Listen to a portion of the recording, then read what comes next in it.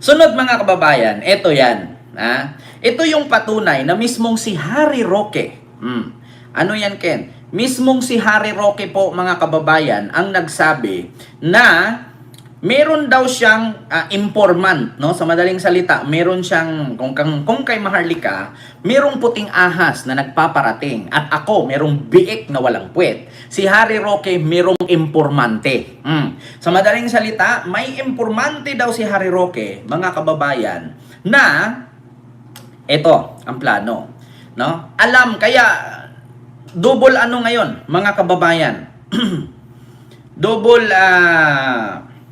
tawag dito, double paninira itong mga DDS, mga kababayan. Ito po, ipakita ko sa inyo ha. Ito, Pilipinas. Today. Ayan po ha, Harry Roque yan, mga kababayan. Pakita ko lang sa inyo yung post ni Harry Roque. Medyo malabo siya ha. Ito, post ni Harry Roque. Basahin ko ha, mga kababayan. Ito ang sinabi ni dating presidential spokesperson Attorney Harry Roque sa kanyang Facebook post nitong linggo, Pebrero 1, hingil sa sinabi umano ng kanyang informant. Ito ha mga kababayan, may informant daw si Harry Roque sa post niya sa Facebook. Ano ba yung informant ni Harry Roque na yan, Ken? Ganito po ha mga kababayan, yung informant ni Harry Roque, mga kababayan, hindi pinangalanan ni Roque kung sino ang tinutukoy niya na di umano'y magre-resort sa charter change. So sa madaling salita mga kababayan, yung planong magbago ng konstitusyon ano po yun? Tawag dito si Tito Sen po yun. Yung sinabi dito ni Harry Roque na according sa kanyang informant, sa kanyang puting ahas o sa kanyang bubwet o sa mga Tweety bird, sabi ni Attorney Jesus Palces or puting ahas ni Maharlika. Hindi pinangalanan ni Roque kung sino ang tinutukoy niya na di umano'y magre-resort sa charter change para pamatalihing Pangulo si Ferdinand Marcos Jr. o magiging Prime Minister at tumagal sa pwesto. So sino po ba yung magre-resort? Na which is totoo talaga mga kababayan. Yung sinabi ni Harry Roque. According sa kanyang informant, mayroong isang manguna dito sa charter change. Sa madaling salita, si Tito Sen yun. Sabi kasi ni Tito Sen, mga kababayan, ito ulitin ko ha, pinakita ko sa inyo kanina, na nadismaya si Tito Sen. Ito po yon mga kababayan, na ang sabi niya, baguhin natin ang konstitusyon. Kung ganun lang din naman ang mangyayari sa desisyon ng Korte Suprema. Ito po yun, Palitan na natin konstitusyon. Baguhin na natin. Pagka ganyan, pagkatapos marahil yung Constituent Assembly makakagalaw dyan or maghihintay tayo decades. Bakit? Kailangan ma-retire na muna itong mga Supreme Court Justices na ito para magbago kaisipan kasi unanimous, wala man lang dissenting opinion, wala man lang opinion otherwise na meron sinabi na ganito kaya ako bumoto, explanation, wala man lang Palitan na natin konstitusyon. So, yun po yun. Mga kababayan. So, sa madaling salita, ito yung sinabi ni Harry Roque na meron daw manguna na baguhin ang konstitusyon or papalitan. So, hindi pinangalanan ni Harry Roque kung sino ang tinutukoy niya na di umano'y magre-resort sa charter change para pamatilihing tumagal sa pwesto at maging Prime Minister si Pangulong Ferdinand Marcos Jr. Ngunit sinabi rin ni Roque na ang excuse umano rito ay ang pag-impeach kay Vice President Sara. Eto na, mga kababayan. So dito na. Eto na. Idadahilan daw para tumagal si PBBM at maging Prime Minister ay ang impeachment ni Sara. So, kung dito sa sinabi ni Harry Roque, nag-match nga. Kasi i-declared ng Supreme Court na unconstitutional ang impeachment. So ngayon, pag i-declared ng Supreme Court na unconstitutional, hindi magugustuhan ng Senado. Hindi magugustuhan ng Kongreso. So ngayon, itong Kongreso at Senado, magkaisa, baguhin ang konstitusyon, isulong ang charter change, magiging Prime Minister si PBBM. So yun ang ibig sabihin ni Harry Roque.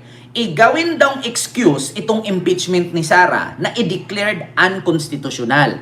Para kapag kagawin unconstitutional, so kumbaga dito mga kababayan, ang ipinarating ni Harry Roque dito sa kanyang revelasyon ay ang Korte Suprema kakampi ni PBBM. So, kumbaga, gagawin ng Supreme Court na unconstitutional itong impeachment ni Sara para magalit si Tito Soto, magalit ang Congress, papalitan ang Constitution na gagawing tawag dito, charter change. O, isusulong itong charter change. So, pag nangyari, magiging Prime Minister si PBBM, so mananatili sa pwesto. So, si Sara ngayon, mawawalan ng power. So, yun ang style ni Harry Roque. So, alam ko, sa totoo lang mga kababayan, nabisto na kasi sila na ang Korte Suprema, tuta ni Digong. So, para maniwala ngayon, ang mga DDS na nakasuporta kay Roque, minamanipulate niya. Minamanipulate niya na ang Korte Suprema ay tuta ni PBBM para i-declare ng Korte Suprema na unconstitutional para may rason na palitan ang 1987 Constitution at maging Prime Minister si PBBM. So ganon si Harry Roque gumawa, tinitwist niya. Magaling mag-manipulate ang ganyang bakla na land grabber at human trafficker. Ganon siya mga kababayan sa kanyang revelasyon. Hindi daw niya papangalanan, kumbaga hinuhulog niya doon na tuta ni PBBM ang korte. Ang Korte Suprema para pag i-declared unconstitutional, so may rason na mag-change ng constitution or charter change. So ngayon mga kababayan, binaliktad nila.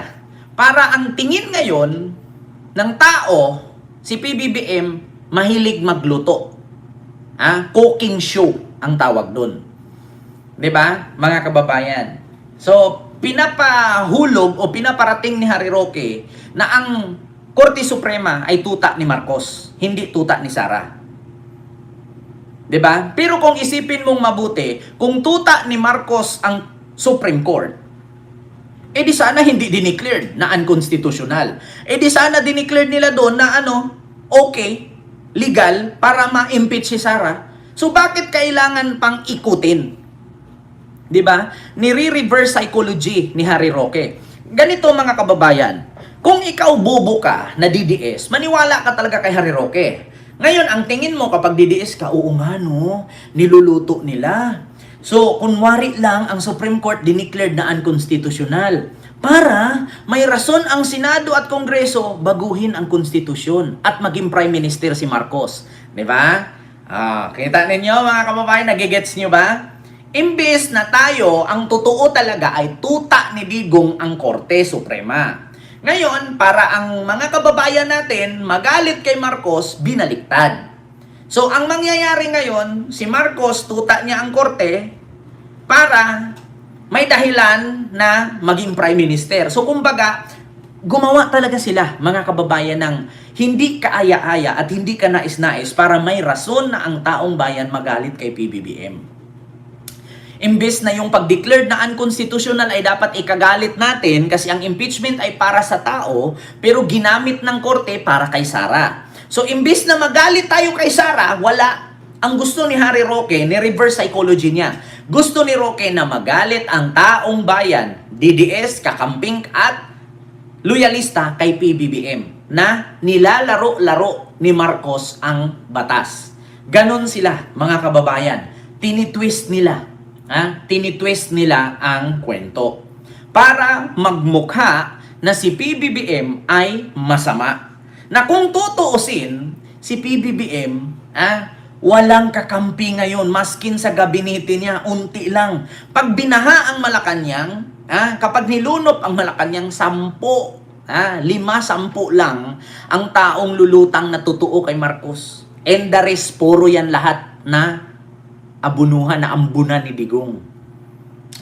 Sabi ko nga sa inyo mga kababayan, kung ako politiko na kawatan, kung ako politiko na buwaya, mas piliin kong kampihan si Sara na tatakbo sa 2028 kaysa kay Marcos. Bakit? Si Marcos sa 2028, bababa na sa pwesto yan. Hindi na pwedeng tumakbo pagka-presidente yan.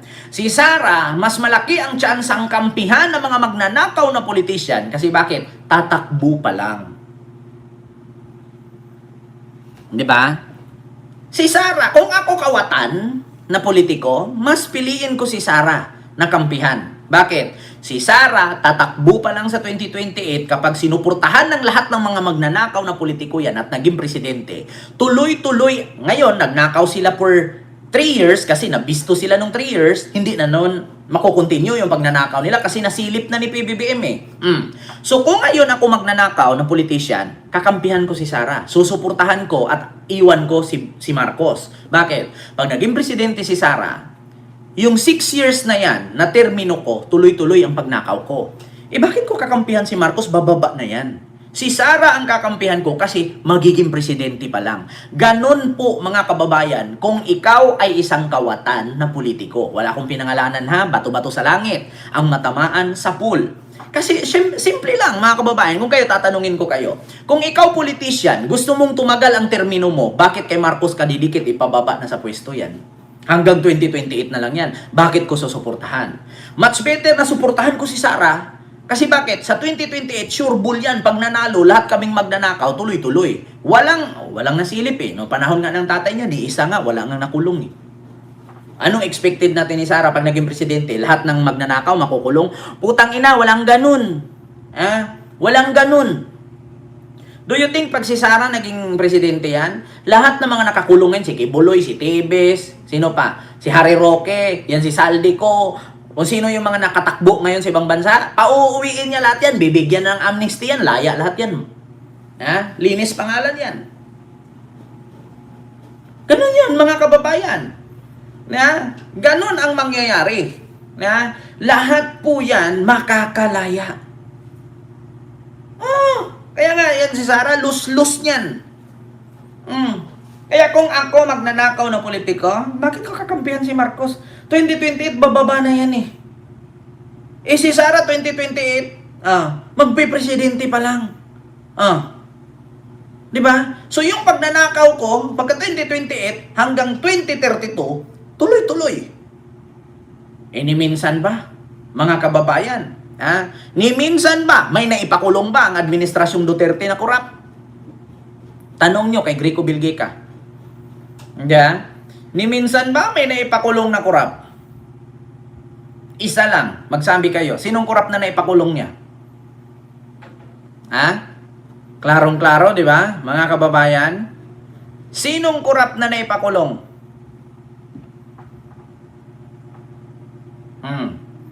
Yun ang rason. Kaya kung ikaw magnanakaw na politician, si Sara kampihan mo para pagdating ng 2028, so on and so forth, tuloy-tuloy ang nakaw mo. Kasi ngayon, mga kababayan, walang pag-asang si PBBM, bakit mo kakampihan 2028, bababa na yan eh. Diba? Alam nyo, sa totoo lang, sa mga nagsabi sa 2028 na posibleng manalo si Sara, manalo yan. Bakit? Kung lahat ng kawatang politiko at tiwali na politiko na opisyal sa ating bansa, susuportahan siya, putang ina, mananalo yan. Bakit? Ilang politikong nagnanakaw nga bilyon-bilyon ang pera na kayang ubusin basta lang manalo si Sara. Kasi pag nanalo si Sara, tuloy-tuloy ang pagnakaw nila. Diba? Ganun yan, mga kababayan. Diyos ko, ilang politiko, bilyon-bilyon ang nanakaw. So yung bilyon na nakaw nila, pag sinuportahan nila si Sara, pag nanalo si Sara, tuloy-tuloy ang nakaw nila, times 10 ang bawi nila dun sa bilyon na ninakaw nila. Diba? Ganun yun, mga kababayan. Kaya nga taong bayan, mag-isip kayo, huwag kayong magpadala sa isang latang spam at 5 kilong bigas. Putang ina, 6 na taon tiisin mo. Bayad ka ng bayad ng tax, walang progreso. Bakit? Yung binigay sa yung 5 pirasong spam at 5 kilong bigas, kaya mo bang i-divide yun sa 6 na taon na pangungurap nila? Pag nanalo yan, kaya nagbigay yan ng spam at bigas kasi babawi yan pag nanalo. Anong sabi ni Vico Soto? Kapag ang politiko gagastos ng milyon-milyon, pag nanalo yan, babawiin nila yan. Bakit sila gagastos ng milyon? Sige nga. Oh. Kaya ako ay nananawagan sa taong bayan. Isipin ninyong mabuti. Yung ibinigay nila na 5 pirasong spam, 5 kilong bigas, kaya mo bang i-sustain yan? Sa 6 na taon na pagnanakaw nila, gagastos ka ng 100 million. 1 billion sa kampanya mo sa eleksyon.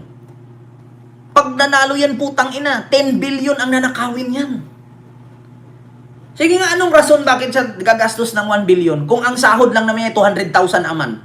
Paano niya babawiin yung 1 billion sa loob ng 6 na taon na 200,000 a month? 200,000 times 12 times 6. Paano mo mabawi yung 100 million o yung 1 billion na ginastos mo sa eleksyon? Sige nga, kung hindi sila magnakaw. Isipin yung mabuti, mga kababayan. Ito ay total natin.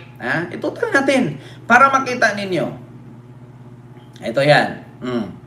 200,000. 200,000 times 12. 2.4 million. 2.4 million times 6. 14,400. 14,400,000. Tapos nung tumakbo ka nung eleksyon, gumastos ka ng 1 billion, paano mo bawiin? Sa 1 billion, 14 million lang ang babalik sa'yo. Hagi nga. Diyan pa lang sa calculation na yan. Hindi tayo bobo, hindi tayo tanga. Napakabilis intindihin yan. Gagastos ka ng 1 billion. Ka-aliado mo si Sara. So manalo ka. Malamang 1 billion gastos mo, imposible hindi ka manalo. Pag nanalo ka ngayon, paano mo mabawi ang 1 billion na yan? Kung ang sahod mo bilang senador o kongresista, 200,000 lang. I-times mo sa 12, yung 200,000, 2.4 million. I-times mo sa 6, 14.4 million. Paano mo mabawi yung 1 billion kung hindi ka magnakaw? Kung hindi ka kukuha ng kickback sa Ghost Project, kung hindi ka kukuha ng lagay sa customs, sa immigrations, at sa smuggling. Di ba?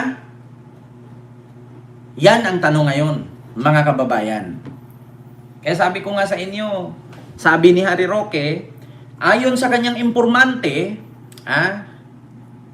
merong isang politician na isusulong ang charter change or chacha para panatilihing tumagal ang posisyon o termino ni Marcos bilang Prime Minister sa ating bansa, at ang rason doon ay impeachment ni Sara na i-declared na unconstitutional para may rason magalit ang Senate at Congress baguhin ang konstitusyon.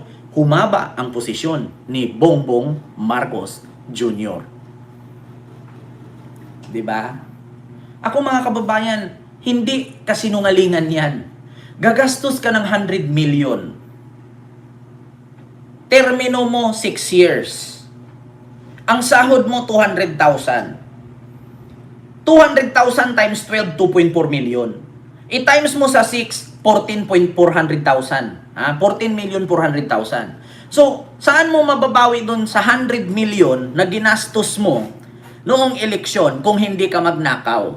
Sa pamamagitan ng kickback, lagay, SOP, for the boys, mahiya naman kayo. Sabi ni PBBM yan, SOP, kickbacks, bigay, lagay, for the boys, mahiya naman kayo. Diba?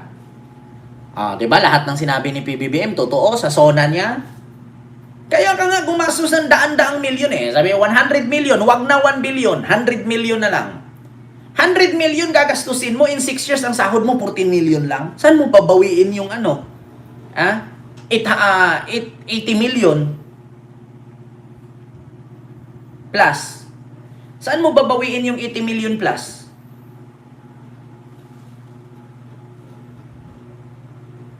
O sabihin natin 70 million plus.